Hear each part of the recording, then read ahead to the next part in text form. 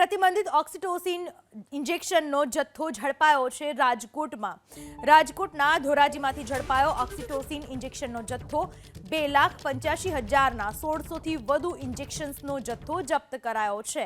ધોરાજીના ફયાઝ આરીફ વાલોરિયા નામના શખ્સની ધરપકડ થઈ। પશુઓ વધારે દૂધ આપે એ માટે ઇન્જેક્શનનો ઉપયોગ થતો હોવાનો ખુલાસો। કઈ હદે લેભાગુ તત્વો બેફામ બની રહ્યા છે। વધારે દૂધ આપે પશુ એના માટે ઓક્સિટોસિનના ઇન્જેક્શન્સ મારવામાં આવી રહ્યા છે અને તેના પરિણામે દૂધ વધારે મેળવવામાં આવી રહ્યું છે અને એ એટલા માટે કે પૈસા વધારે ખંખેરી શકાય, રડી શકાય, પરંતુ લોકોના આરોગ્ય સાથે અને પશુઓના આરોગ્ય સાથે ચેડા કરી રહ્યા છે આ શખ્સો।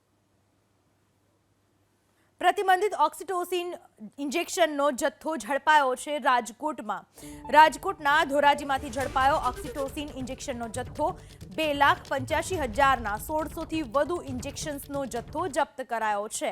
ધોરાજીના ફયાઝ આરીફ વાલોરિયા નામના શખ્સની ધરપકડ થઈ।